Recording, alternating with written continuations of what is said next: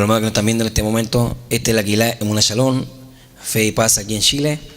Te habla tu hermano y amigo del Roe, Jimmy Hidalgo, Roe de la Quilá. El Eterno te bendiga. Te invitamos también a todos los hermanos que también nos busquen a través de YouTube, también en nuestra página de internet www.emunashalom.org. Y en este tema maravilloso, en este día Shabbat, que vamos a exponer como la segunda parte, unicismo en juicio. Así que bien, hermanos, este es un tema, como yo les decía recién, es un tema muy controversial, un tema donde mucha gente no acepta el tema del unicismo, piensa que Jesús es Dios y Dios es Jesús. Para el cristianismo, para el mesianismo cree que Yahweh es Yahshua y Yahshua es Yahweh. Entonces vamos con la segunda parte. Si le gustó la primera parte, la segunda parte va a ser más entretenida. Y entretenida en qué sentido, va a ser de mucho de espera. ¿Por qué? Porque vamos a conocer varios pasajes que el día de hoy malinterpretan los unicistas y lo hacen doctrina. Muchas veces a través de un texto fuera de contexto puede formar un pretexto para poder defender una doctrina que no está basada en la Escritura, ni en el pensamiento de la iglesia primitiva se conocía de que Yeshua es Dios. Por eso que cuando vino Juan Rico le dijo: maestro bueno, ¿qué haré yo para heredar la vida eterna? Y él le dijo: ¿por qué me llamas bueno? Si solamente uno es bueno, Adonai, Yahweh, Él es bueno. Entonces, hermanos, en esto que estamos analizando, en esta segunda parte vamos a analizar, y hay una tercera parte también que no se lo pueden perder. En la tercera parte tenemos mucho más texto para analizar bien este tema. Se ha dado por entendido que el término del capítulo de Yohanan, capítulo 1, verso 1, está en literal, se puede leer, y solamente la versión Reina Valera. Yo tengo aquí la versión Reina Valera, ¿cierto? De Juan 1.1, y habla y especifica de que nombrando como el verbo es Dios mismo. Entonces, aquí no se puede dar, ¿cierto? No se puede analizar esto como doctrina. ¿Por qué? Porque si lo leemos literalmente, el libro de Juan, capítulo 1, verso 1, cuando dice: en el principio era el verbo era con Dios, y el verbo era Dios, lo estoy leyendo textualmente la versión Reina Valera, se estaría contradiciendo con el libro del mismo capítulo 1, pero el verso 18 dice que a Dios, o al eterno Yahweh, nadie le vio jamás. El unigénito Hijo que está en el seno del Padre le ha dado a conocer. Este mismo texto está enfatizando de que al eterno jamás nadie puede verle, sino el Hijo del Padre da testimonio de todas las cosas. Entonces, no puede decir obviamente que el capítulo 1, verso 1, que Yeshua es Dios, cuando después en el verso 18 dice que Dios nadie le vio jamás, sino que el Hijo dio a conocer las cosas. O sea, ya está hablando de dualismo o dos personas. Entonces, vamos a entender bien este tema del libro de Yohanan, capítulo 1, verso 1. Entonces dice así: en el principio era el verbo, y el verbo era con Dios, y el verbo era Dios. El verso 2 dice: este era en el principio con Dios. Esta es la versión Reina Valera que todos mundialmente usan. Creo que también pronto vamos a poner un tema, la mala traducción de la Biblia. Es un tema que va a ser muy complicado para muchas personas, pero tenemos que darlo porque una de las versiones más terribles es la Reina Valera.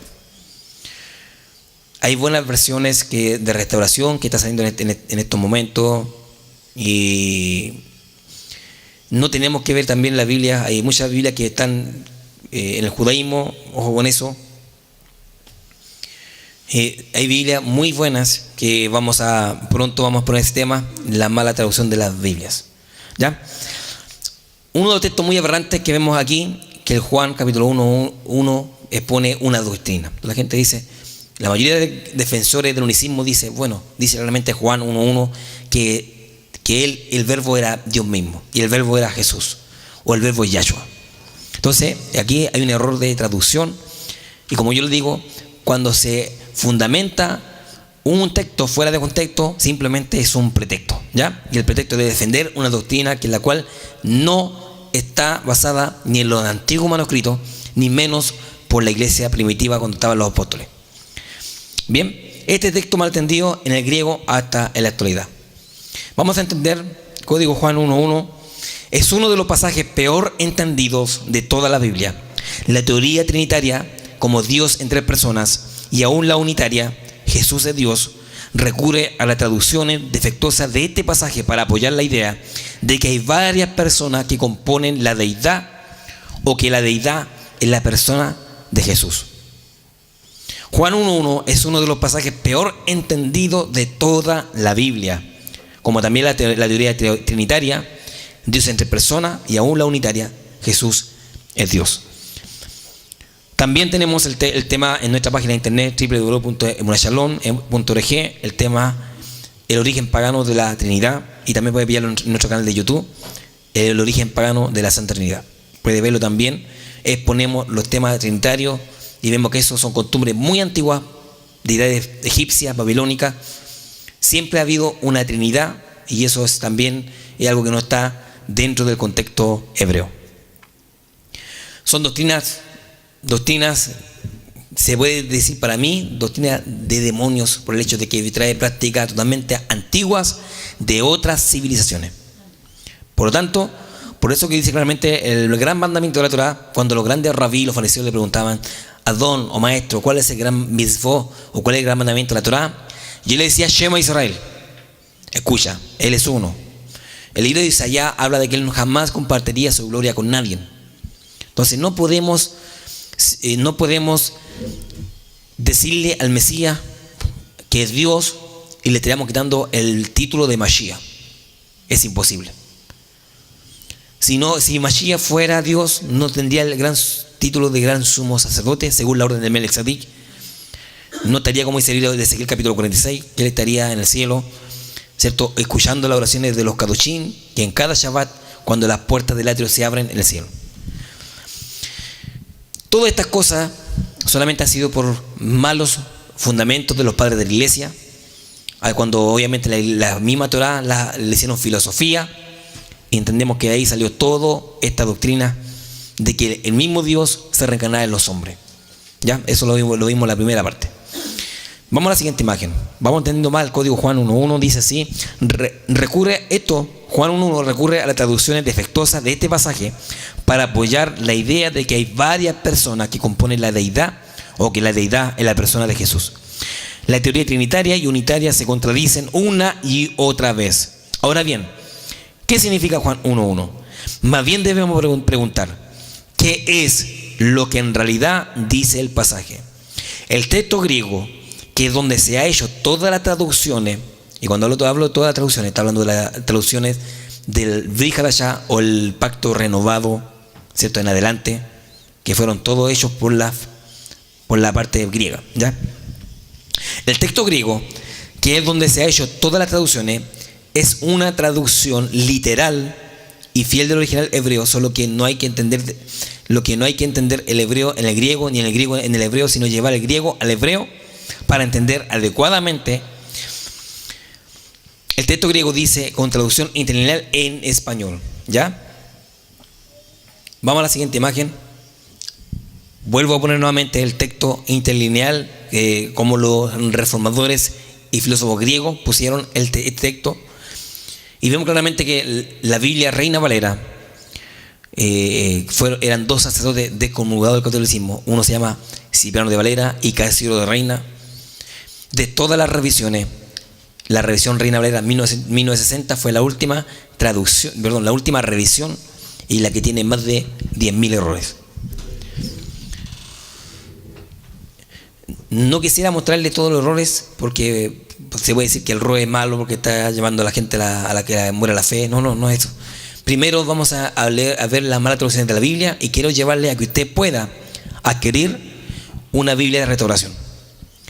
Vamos a la siguiente imagen. Aquí vemos el texto griego con la traducción interlineal en español, ¿ya? Para que usted pueda comprender muy bien este estudio en el griego original interlineal, lo que dice Juan 1. Estamos entendiendo Juan 1.1, ese texto que ha sido doctrina hoy en día en medio de las congregaciones. Dice Juan Yohanan 1.1, dice: en arquej on los logos kai on logos te proston teum. ¿Ya? Que significa el principio era el verbo, y el verbo era con él Dios. Y en el verso 2 dice, Caín teon et logos. Y un Dios era el verbo. Ya, para que podamos entender bien el texto de dónde se sacó este texto en el griego, lo que hoy en día se ha hecho doctrina en medio de las congregaciones. Y hay grandes congregaciones que defienden el pensamiento unicista, grandes hombres que defienden acérrimamente sin entender el conocimiento y el pensamiento hebreo. No se puede defender ninguna doctrina sin el consentimiento de la original. ¿Me explico, cierto? Usted no puede defender una teoría o una base bíblica cuando en el contexto, en el hebreo, si usted no lo sabe. El contexto original de la raíz de todas las teorías bíblicas viene del hebreo. Y para comprender bien cada doctrina, debemos entenderlo y basarlo totalmente en los escritos hebreos. Y hay unos manuscritos más antiguos que es el arameo. Y obviamente hay que entenderlo muy bien. Por eso que hay que hacer un examen exhaustivo, ir a estudiar.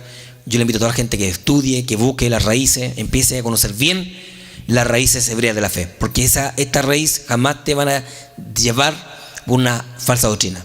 Al contrario, te van a acercar a Israel y a la fe del Eterno.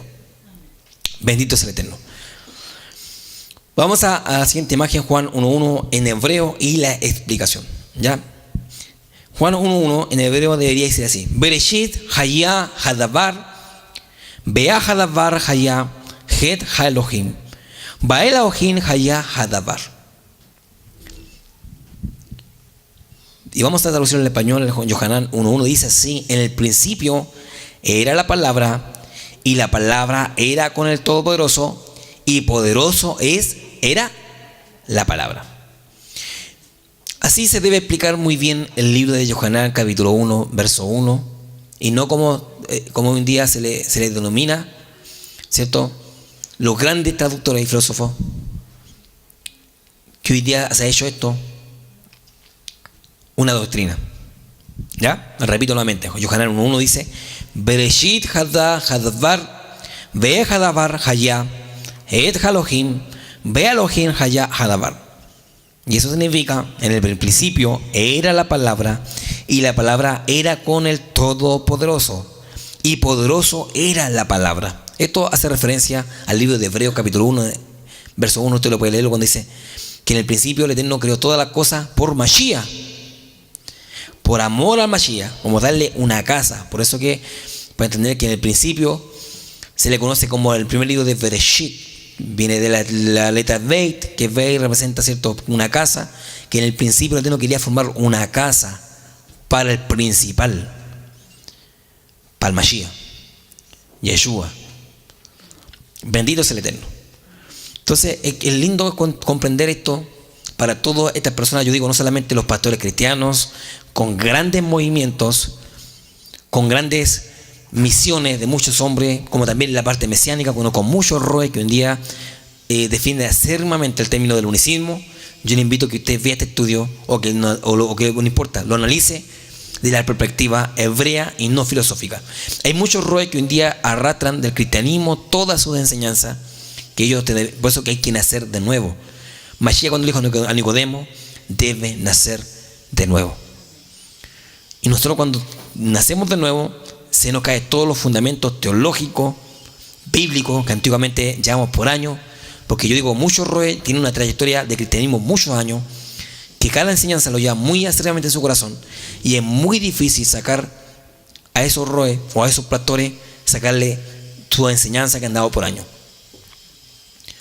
Por eso que hay que nacer de nuevo. Para poder comprender esto, cuando uno llega a la Torá, se nos cae y se nos derriban muchas edificaciones que por años hemos edificado nosotros. Y de nacer de nuevo significa que debemos demoler todas esas pilares que por años hemos construido y formar uno nuevo. ¿Ya? Eso es importante. Eso es importante en la vida de cada líder, de cada pastor, que debe enseñar a su congregante. Este tema de morado lo hemos entregado en mucho para que la gente pueda comprender bien este tema. Si usted quiere pelear con el texto conmigo, no pelee conmigo, pelee con el texto que le estoy mostrando en pantalla. Mire, vamos a ver la traducción de las otras Biblias, porque yo digo, estos estudios yo siempre lo analizo con muchas Biblias de restauración, Biblias cristianas, más antiguas que la Reina Valera, para que podamos comprender bien esto.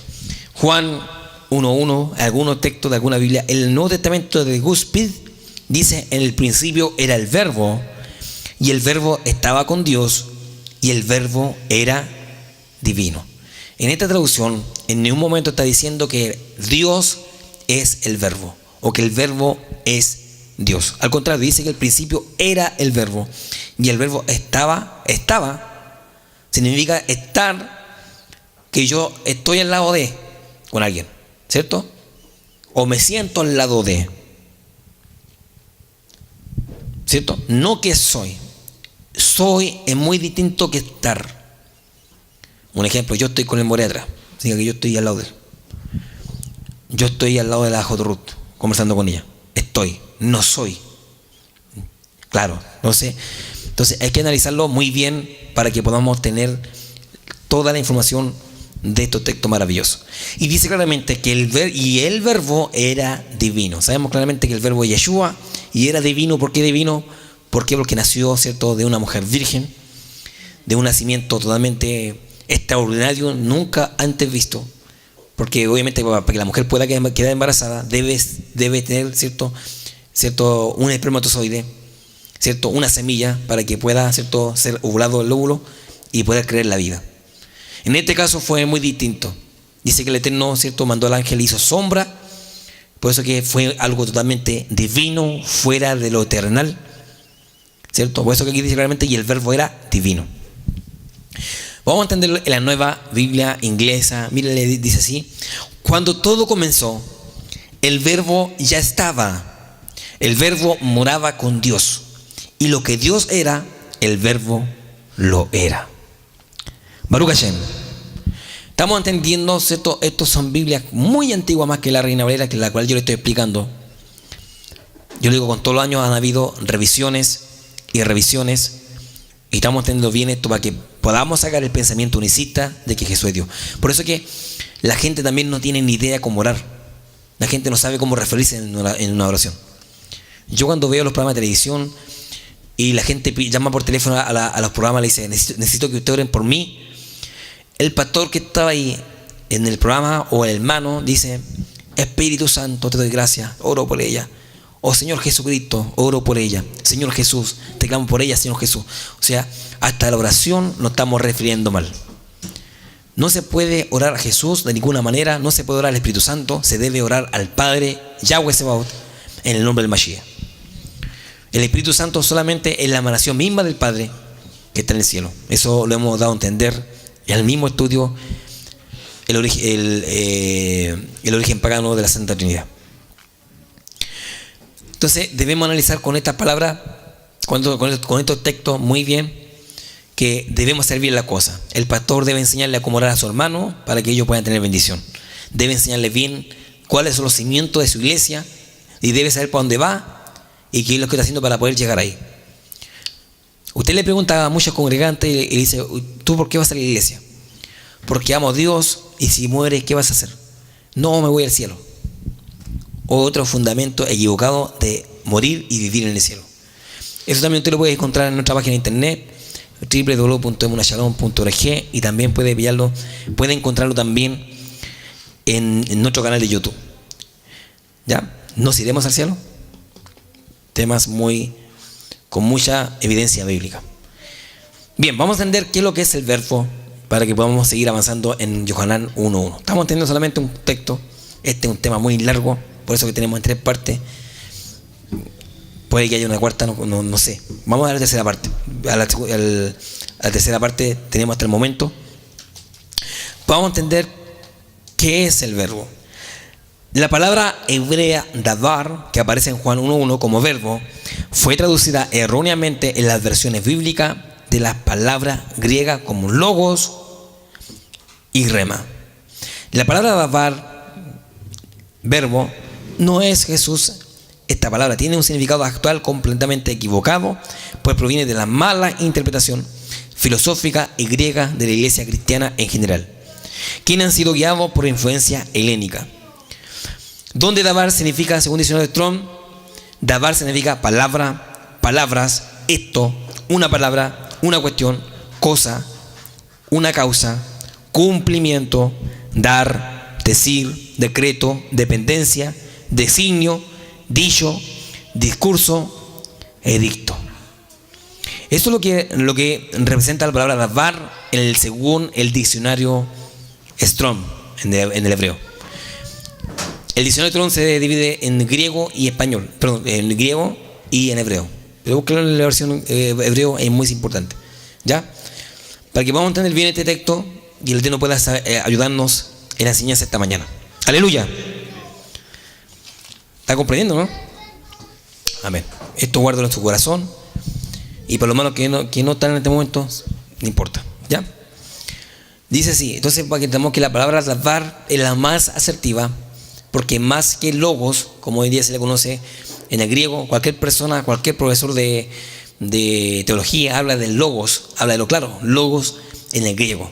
Pero no tiene nada que ver con el hebreo. El hebreo es davar. Es lo que dije recién en el texto del hebreo, Juan 1.1 del hebreo, cuando dice Bereshit hada hadavar. Muy distinto a logos, ¿cierto? Muy distinto.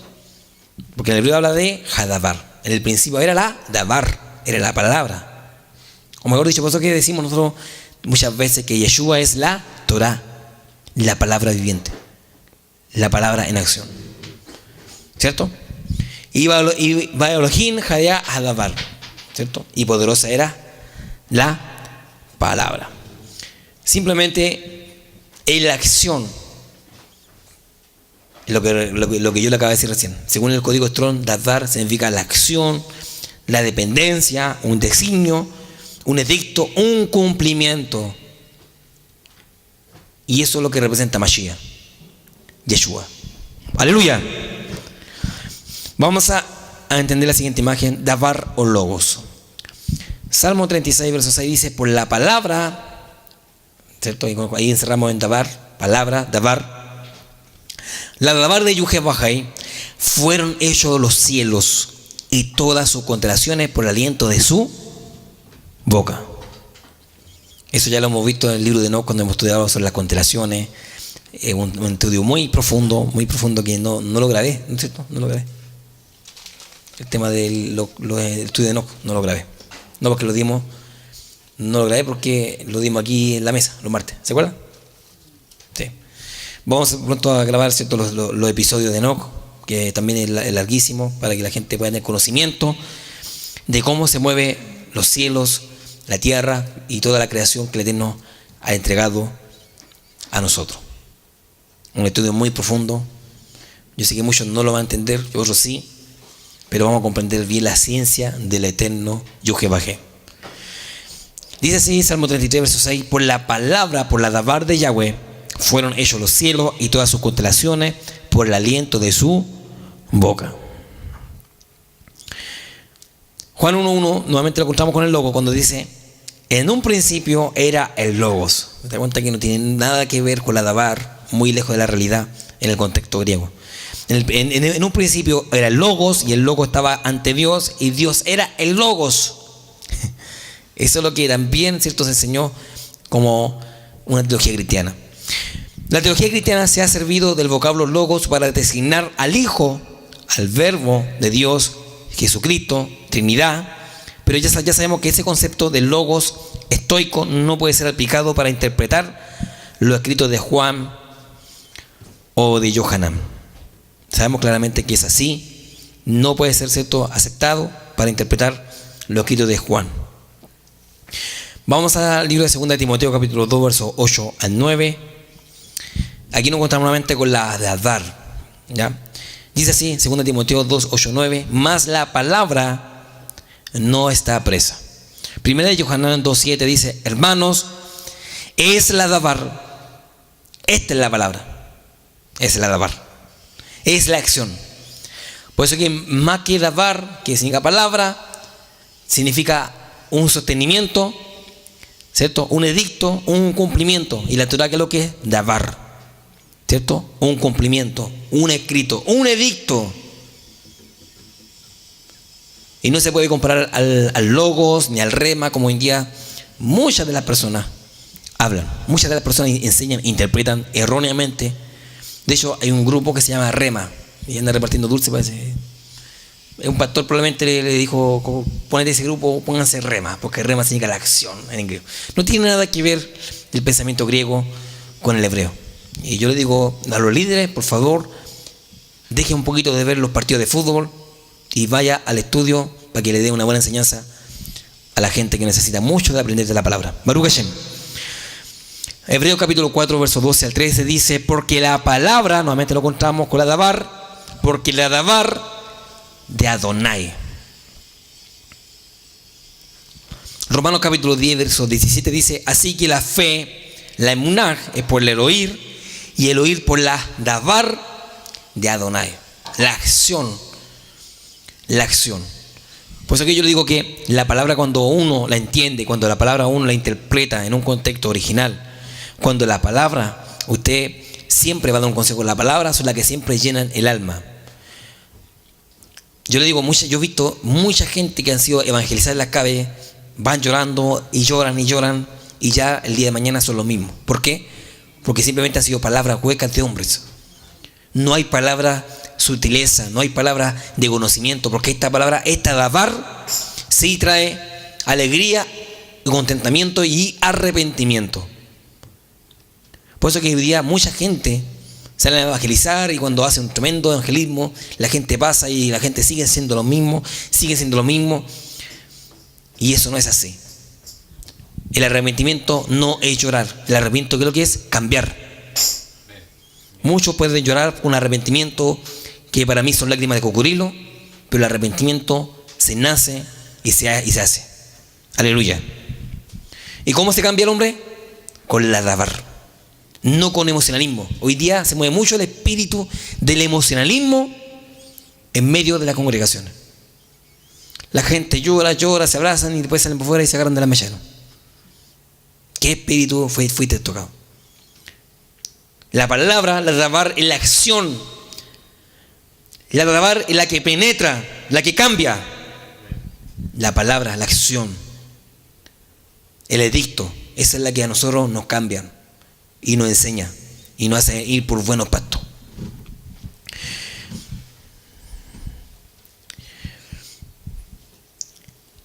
En ninguna parte se encuentra davar, palabra en mayúscula. Además, la palabra no tiene género, no como fue traducida con mala intención, como el verbo, como si se tratase de una persona. Juan 5, 37 al 38 dice: ni tenéis su davar. Entonces, esto hay que entenderlo muy bien, hermanos, porque según el diccionario expositor de Vine de palabras del Antiguo y Nuevo Testamento, ¿cierto? El léxico también se conoce como el léxico griego.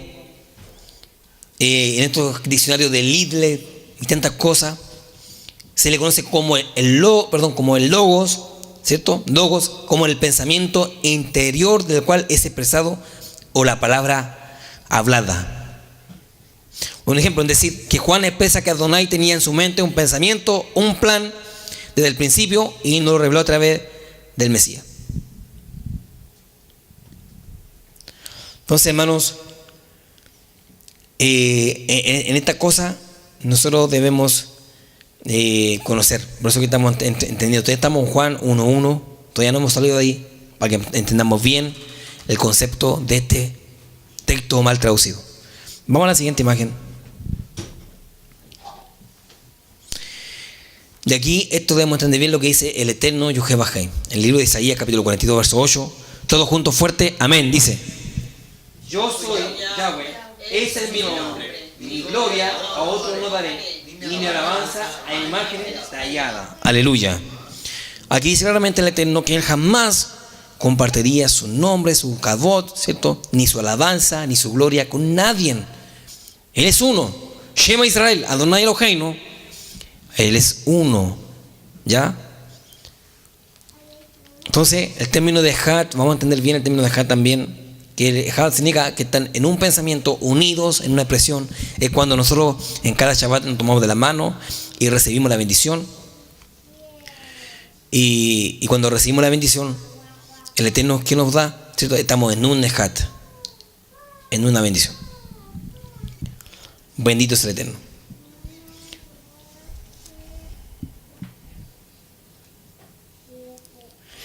Entonces, hermanos, cuando Juan dice que el verbo era con Adonai, escuche bien, esto es lo que vamos a leerlo bien. Cuando Juan dice que el verbo era con Adonai, es simplemente quiere decir que el verbo, ¿cierto?, el pensamiento o el plan estaba presente en su mente, y es como se dice, es Adonai mismo. Mucha gente piensa que es Adonai mismo, que bueno, hay hartas cosas que la gente cree, ¿cierto?, y que verdaderamente no están ni por dónde que se le puede explicar bien este concepto maravilloso. Ahora, para entender bien esto, debemos aplicar bien que al Eterno, como yo dije al principio, en Juan 1:18, que al Eterno jamás nadie puede verle, jamás. Me acuerdo que en el principio que estaba con Moshe, otros dicen que era el ángel del Eterno, el ángel de Yahweh, otros hablan de que era Gabriel, otros piensan que era Miguel. No se le conoce bien, pero según el testimonio de Yohanan, capítulo 1, verso 18, dice que como al Eterno nadie jamás la ha visto, dice que su Hijo dio a conocer la cosa desde el principio, ¿cierto? Significa que él también tuvo con Abraham, con Moshe. Entonces, para que entendamos bien esto, el Eterno jamás ha pisado la tierra. ¿Ya? Bendito es el Eterno. Vamos al libro de Shemot, Éxodo capítulo 33, verso 20. No se podía de ninguna manera humanizar el Todopoderoso. Eso es algo totalmente ilógico, que Él con todo su esplendor, con todo su kavod, con todo su fuego, con todo su poder, iba a habitar en un hombre de carne y hueso. Eso es imposible, hermano. Eso es imposible. Vamos a Shemot capítulo 33, verso 20. Dice, todo junto fuerte, amén. Dijo más, no podrás ver mi rostro, porque no me verá hombre y vivirá. Esa es la versión Reina Valera, habla de que jamás nadie podrá verle, de ninguna manera.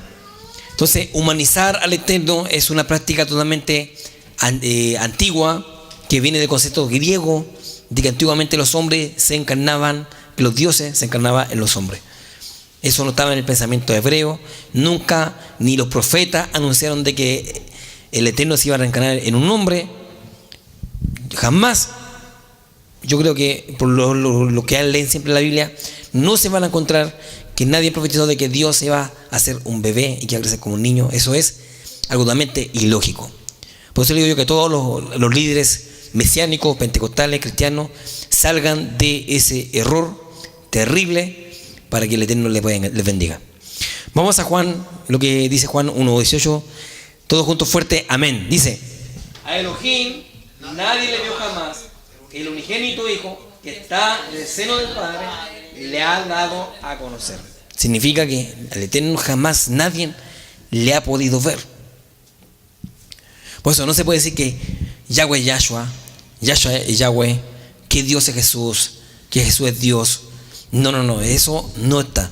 Como yo le digo, hay mucha gente que hoy en día arrastran teología desde su cristiandad y lo han puesto al mesianismo como enseñanza. ¿Por qué? Porque no lo hemos sacudido de todas las cosas que traímos del cristianismo. Una persona que llega al mesianismo y llega a la Torá debe primeramente hacer un barrido con todos los pensamientos helénicos y todos los estudios. Yo sé que hay mucha gente antiguamente que hoy en día son líderes mesiánicos, llevan años y años haciendo estudio bíblico, que para ellos es muy difícil despojarse de eso. Pero deben nacer de nuevo. ¿Ya? Deben nacer de nuevo. Y es importante porque atrás de usted hay mucha gente que lo sigue, hay mucha gente que a usted lo escucha. Por lo tanto, debe usted en este momento empezar, si usted ama al Eterno, lo ama con todo su corazón, con toda su alma, con toda su mente, y ama las almas, debe empezar a estudiar de un contexto hebreo y no griego. Vamos a ver algo muy, pero muy importante, cómo los discípulos nunca dijeron, hemos visto a Dios, como le dijo. algo totalmente contrario. Vamos a Juan 1:41, dice así: este halló primero a su hermano Simón y le dijo: hemos hallado al Mesías. Repito, Juan 1:41 dice: este halló primero a su hermano Simón y le dijo: hemos hallado al Mesías. Imagínense, hemos hallado al Mesías. Los discípulos confiesan que Yeshua es el Mesías. No confiesan que Él es Dios, es el Eterno. Escuche bien eso. No podemos analizar de ninguna manera, solamente por un texto de Juan 1:1, que está mal traducida, decir que Él es Dios. Cuando yo le digo, yo le puedo mostrar cientos de textos bíblicos que hablan de que Yeshua era el Mashiach. ¿Se imagina usted, vaya a hablar se imagina usted, vaya a ponerle eso a una sinagoga judía de que Dios está encarnado en un hombre? Lo agarran de piedrazo, le pegan, lo sacan con una. Es terrible, hermano. Decirle a usted que Dios se humanizó en un hombre. Eso ni un judío cree eso. Ni un judío piensa de que Dios iba a reencarnar en un ser humano, iba a habitar en los hombres. No, al contrario. Ellos esperan un Mashiach. Y ellos creen solamente en el Eterno, Elohim, como un único Elohim que está en el cielo. Amén.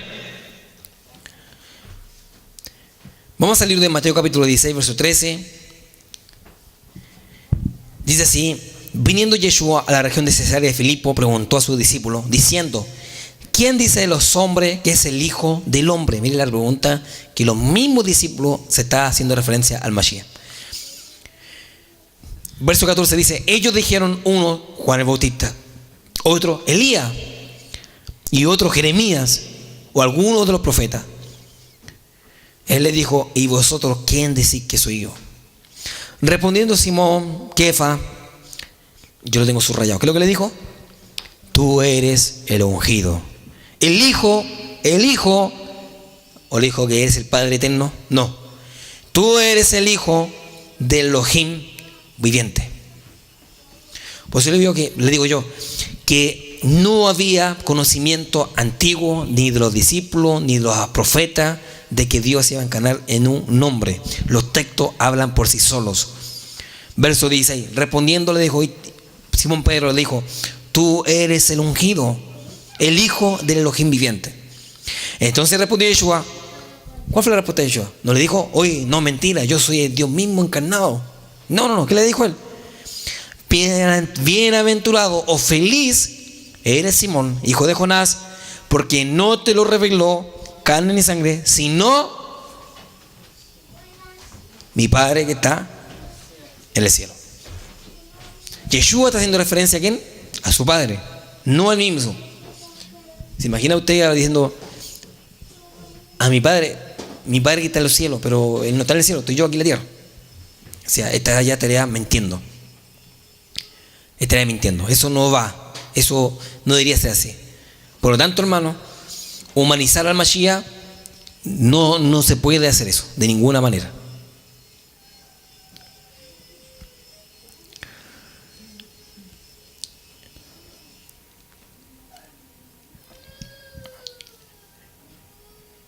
Ahora, hay otro texto muy importante que ustedes deben comprender, que es el libro del testimonio de Yohanan, capítulo 1, verso 10 al 11, que este es un texto pero muy controversial.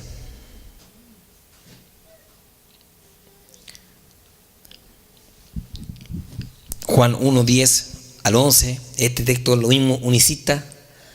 Cuando ellos están hablando, exponen siempre este texto como dando a entender de que Jesús es Dios.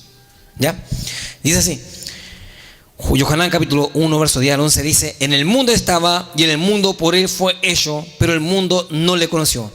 Y a los suyos vino y a los suyos no le recibieron. En el mundo estaba y en el mundo por él fue hecho, pero el mundo no le conoció. Entonces ellos hablan de este texto como que Jesús, el mismo Dios que estaba en el principio y fue, ¿cierto?, el creador de todo, dándolo a entender como el gran nombre, el gran yo soy, humanizado en un hombre llamado Jesús.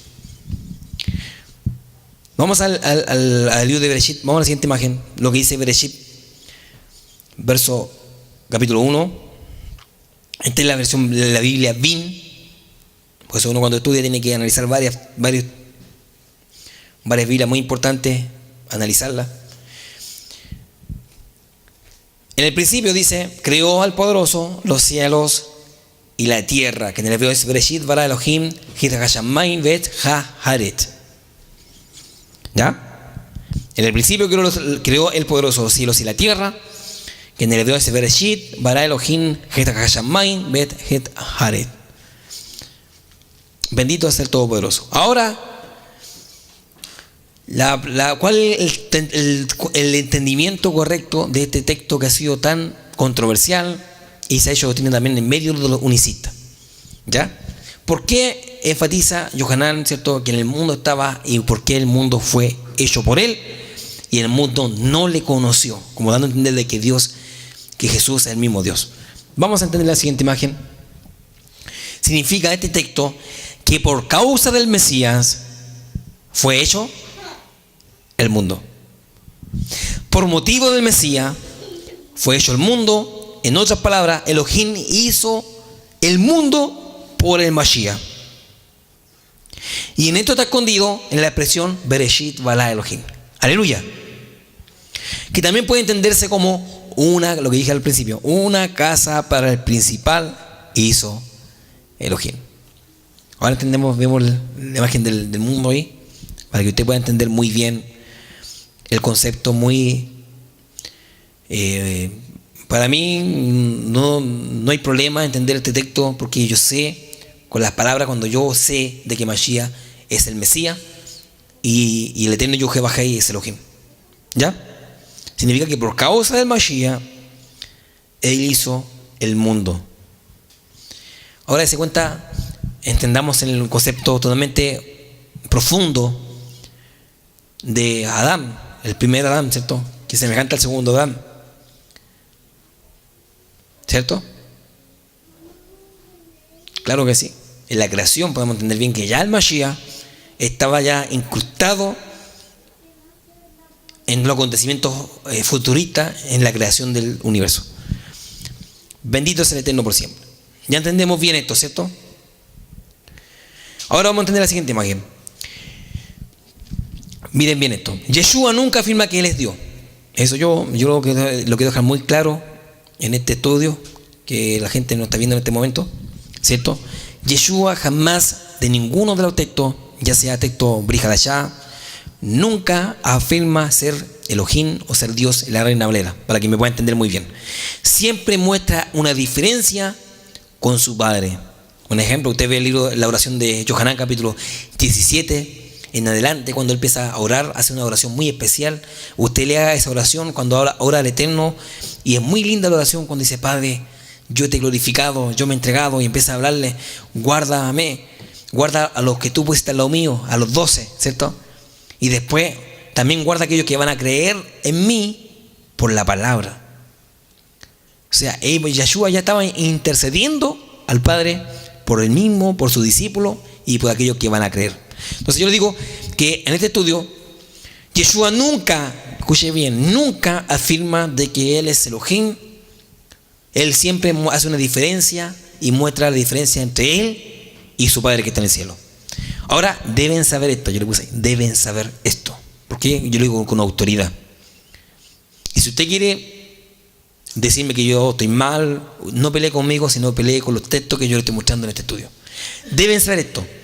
En el texto del pacto renovado aparecen 52 veces la frase mi Padre, 45 veces la frase hijo de Elohim, 2 veces la frase cuando Yeshua dice mi Elohim, dicha misma por Yeshua, y 0 veces yo soy Dios. La pregunta, usted que está mirando en este momento, con toda la evidencia que yo le he mostrado, ¿qué dice usted que es Yeshua? ¿El Dios Padre o el Mashiach? Si usted dice que es el Mashiach, muy bien, es el Mashiach. No diga que es Padre. No, es que es Padre, entonces dígale Padre y que saque el título de Mashiach. Pero déjelo con uno. Esto está llevando a mucha gente a tener otro tipo de pensamiento, otro tipo de teología, de enseñanza, que lo aleja muchas veces de quién verdaderamente es el Mashiach y quién es el Eterno. No podemos humanizar al Todopoderoso, porque simplemente Él es el más grande de todo. El Eterno Yuhevahei no es algo incomparable, no se puede comparar con ningún ser humano. Mashiach fue divino y Él vino a lo que el Eterno le envió. ¿Ustedes creen que el Mashiach fuera Dios hubiese muerto? De ninguna manera. Ahora entendemos que Mashiach, por ser obediente al Padre en los mandamientos, el eterno Yuhevahei lo levantó de los muertos. Hay un texto que está en el Vieja cuando dice que Él lo levantó de los muertos. ¿Quién fue? Un ángel. ¿Quién fue? El ángel de la muerte. Pensamos también muchas veces que el ángel de la muerte es algo espantoso, que anda con una túnica negra, anda con una espada así, y lo llaman como un brujo así. Ese es la muerte, y es fea.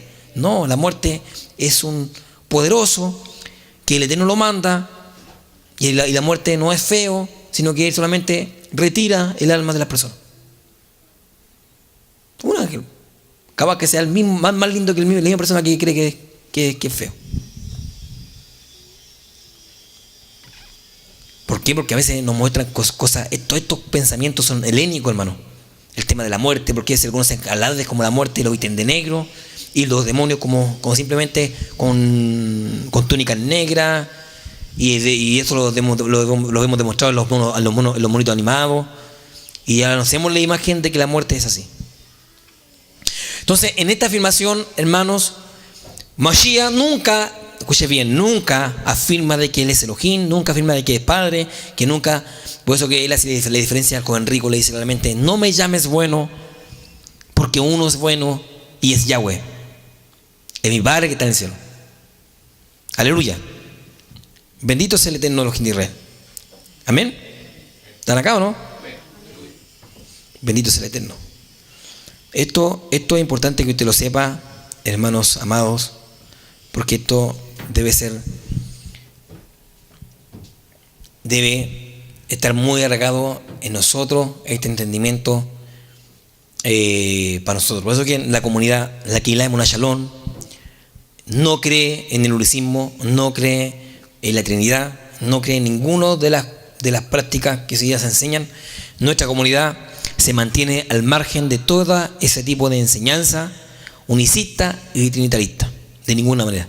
Nosotros, nuestro pensamiento, nuestra columna de la comunidad, piensa que el eterno es el eterno, Yuhevahei, el poderoso, ¿cierto? Yeshua es el Mesías, el enviado del Padre, el ungido del Todopoderoso.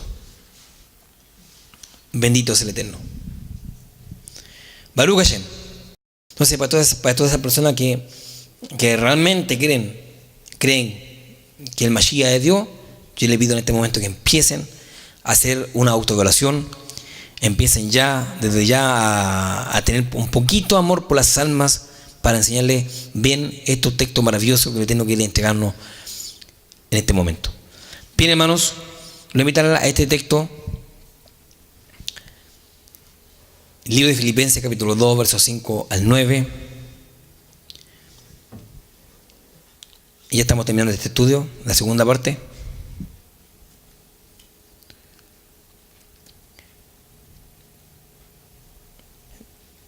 Si esta segunda parte le gustó este estudio, la tercera va a ser mucho mejor. Aleluya. Filipenses capítulo 2, versos 5 al 9, dice así en el nombre de Yeshua: haya pues en vosotros este sentir que hubo también en Cristo Jesús. Yo lo estoy leyendo en la versión Reina Valera, ¿ya? Para que el hermano pueda entender bien. Haya pues en vosotros este sentir que hubo también en Cristo Jesús, el cual, siendo en forma de Dios, yo subrayé ahí con verde, siendo en forma de Dios, ¿ya? Siendo en forma de Dios. Dice: no estimó al ser igual a Dios como a cosa a que aferrarse, sino que se despojó a sí mismo, tomando forma de siervo, hecho semejante a los hombres, y estando en la condición de hombre, se humilló a sí mismo, haciéndose obediente hasta la muerte y la muerte de cruz, por lo cual Dios también lo exaltó hasta lo sumo y le dio un nombre que es por sobre todo nombre. Dese cuenta que en el versículo 5 se contradice con el versículo 9. ¿Sí o no? La gente dice que siendo en forma de Dios, o sea, dice la gente, bueno, Él es Dios porque Él se humanizó. Dice, Dios tomó una forma de hombre, por lo tanto, Él es Dios mismo. Y significa que la gente ya empieza a tomar una doctrina, ¿cierto? Pero hay que entender muy bien que hay una palabra en el hebreo llamada ejad. Y ejad significa ser igual, pensar igual, actuar igual, hablar igual. Un ejad, un pensamiento. Un ejemplo, yo guardo los Shabbat con los hermanos acá en la comunidad, significa que sabemos que los Shabbat lo guardamos. Pero la persona que no guarda el Shabbat es que no somos ejad. ¿Me explico? No somos ejad, no estamos pendientes del Shabbat. Significa que a la gente no le interesa el Shabbat. Y eso significa que no es ejad. En un pensamiento, en un actuar, en una forma de sentir, eso significa ejad. Por eso cuando Yeshua, nuevamente repito, el libro de Juan, capítulo 17 en adelante, cuando dice, y guárdalos en tu nombre, cuando oraban por tus discípulos, y que sean uno, como yo contigo soy uno, Padre. O sea, le está diciendo que también los discípulos sean uno, y ese uno en el hebreo significa ejad, que sean uno, que sean ejad. Así como yo contigo, Padre, soy ejad. Pensar, actuar, sentir, pensar, hablar. Entonces, en este texto, muchos de los unicistas lo defienden muy acérrimamente cuando dice, y tomó una forma siendo en forma de Dios e humanizó. Pero el verso 5 se contradice con el verso 9, porque el 9 dice, por lo cual Dios también le exaltó hasta lo sumo y le dio a él un nombre. ¿Por qué? Porque a veces leemos rápido, empezamos y leemos y no entendemos lo que estamos leyendo. Una persona, cuando lee un texto, lea bien, lentito, entiéndalo. Hay personas que dicen, voy a leer la Biblia entera en un año. Y empieza a leer y empieza a cómo lee, rapidito, para que sea lo más rápido posible. Y ni la entiende. Yo era uno de esos años atrás. Estaba leyendo y decía, al tercer día se hicieron una boda de canal y solamente por leer ya pensaba que estaba leyendo la Biblia entera. Pero uno tiene que ir lentito, entender bien esto, perfectamente, lento. ¿Y qué dijo esto? ¿Por qué esto? Leer la Biblia no solamente leerla, uno debe entenderla, aplicarla. Aleluya. Entonces vemos claramente, hay otra cosa, que la palabra forma, no lo tengo en hoja aquí, porque voy a mostrarlo en la tercera parte. En la tercera parte viene muy concentrado con otro texto más. Pero la palabra forma viene de la palabra morfe, que morfe significa parecido. ¿Están aquí? Parecido. Viene del morfe, que es casi igual o igual. Por eso aquí vemos claramente que en este texto, que se ha hecho doctrina y lo defiende acérrimamente los unicistas, no se está refiriendo de ninguna manera de que el Mashiach es Dios. Al contrario, ¿cierto? Sino que está diciendo que siendo en un pensamiento que es casi parecido, aquí aplicamos la palabra morfe, aquí, morfe. Siendo igual al Eterno, en un ejat, en un pensamiento, ¿cierto? No estimó ser igual que al Eterno. Porque nadie puede compararse con el Todopoderoso. Él es único, jamás podemos verle, jamás vamos a poder algún día reflejar su rostro, poder palpar su rostro, nunca, de ninguna manera. Les voy a contar una anécdota muy hermosa, que tiempo atrás, en medio del exilio, vino un hombre, un emperador que tenía reclutado a muchos judíos, y uno de ellos dejó un sabio al lado del judío, y este judío era muy inteligente, por eso lo dejó con vida, y lo dejó al servicio del rey. Y un día le dijo el rey, Rabino Yehoshua, ven para acá. yo te voy a pillar con esta palabra. Si ustedes creen en un Dios, por favor, yo te pido en este momento que me lo muestres. Porque el Dios se ve. Yo te muestro mis dioses, ahí están, en el templo. Ahí están todos mis dioses, te los presento y tú los conoces. Pero yo quiero conocer tu Dios, le dijo. Y dice que el rabino Yahushua quedó callado, le dijo, no te lo puedo mostrar. ¿Y por qué no? ¿Y de qué se esconde? Entonces no existe. Tiene que haber un Dios, uno tiene que verlo. Y respóndeme, pues. Y el rabino Yahushua, no hubo palabra como responderle. Y empezó a reírse el rey y le dijo, te das cuenta que tu Dios no existe. Tu Dios no se hace presente en este momento como está tu pueblo, mira. Bajo mi yugo. ¿Y dónde está tu Dios? Quiero conocerlo, quiero conversar con él. Dice que este sabio caminó, y este rey estaba contento porque le habló a un sabio y lo dejó callado. Y nuevamente dice que se encuentra nuevamente caminando en medio de los patios del palacio y se encuentra con él y dice, ya por rabino Yahushua, explícame, ¿cuál es tu Dios? Y él le dice, ¿de verdad quieres conocer mi Dios? Sí, bien, te lo voy a mostrar. Lo llevó por un lado hacia un atardecer y le dijo, ¿veis el sol? Míralo. Y el emperador empezó a mirar y hacía, no puedo verlo. Pero míralo.